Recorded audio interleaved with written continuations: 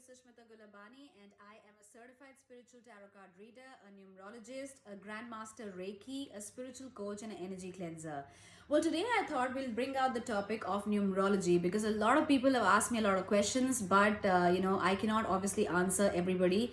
So I thought let me give you an elemental breakdown about a numeroscope. I'm going to be only touching about a few things in essence of time, so let me begin. Well, numerology is a mystical decoding of your date of birth. It's a blueprint of your life because of your date of birth. And the second thing is your unique name. So let's say, some people share date of births, but they don't really share names.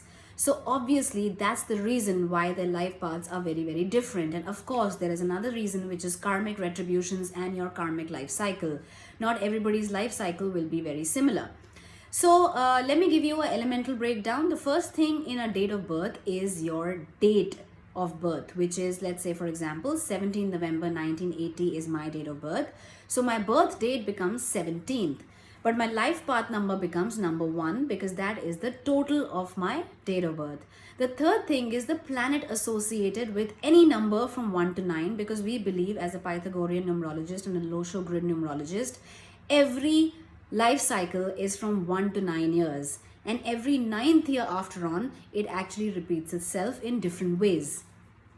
So let's say my date of birth is number 17 and that makes it a number 8, and my life path number is number 1. So the two planets that are actually always on top of me are Sun and the Saturn.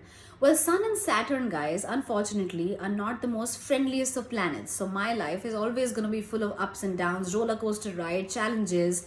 But you know what? Saturn makes you learn and Sun gives you the energy. So Sun actually nurtures and Saturn actually, makes you get into difficult spots in your life and actually learn so much that you come out as a shining diamond. So that is a Sun and Saturn affliction. Well, in your date of birth, afflictions of planets may be very different. Now, the fourth element that I'd like to talk about is a birth force number. Birth force number is very specific to everybody. So let's say right now my birth force number is number 8. So I'm going to be actually going into opportunities in my life, which is going to get me some name, fame, career opportunities and other things in my life, but also will give me a lot of challenges thrown at my face because it's a number 8.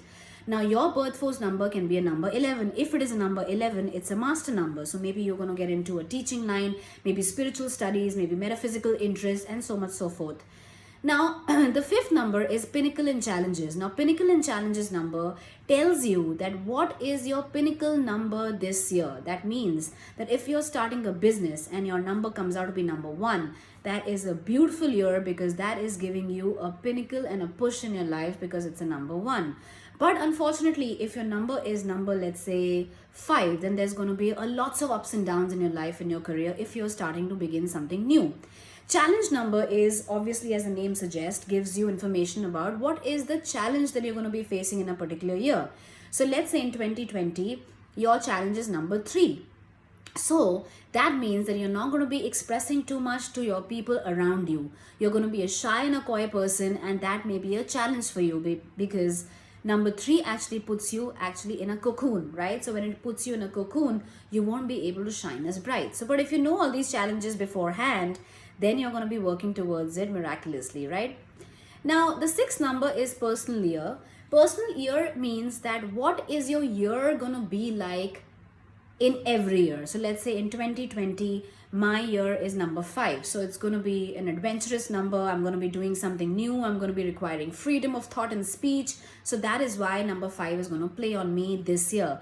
But next year is going to be number 6. And that energy is going to be very, very different.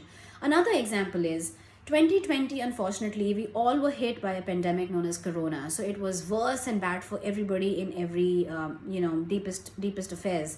But it was different for everybody. So 2020 may be very bad for you in a different, propensity, in a different magnitude. So that is what I mean by a personal year. Of course, there are many, many characteristics, again, that we look in numerology. These were just a few that I'm giving you examples of.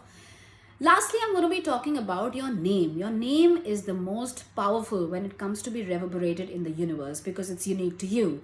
So that name has to be proper and correct. So you may have noticed that some people actually change their name. Why do they do that? Because maybe that is not compatible with their date of birth. So we numerologists actually check on that and ensure that your date of birth and your name are compatible so that you're getting the best of both worlds. So that is numerology, guys. That is this, just a very small example today. Lot of things in a numeroscope can be done according to your life path number. So your car plate number, your telephone number, your mobile numbers, your name, your directions of your life. So what is the direction that is best suitable for you for your career? What is the best direction for your health?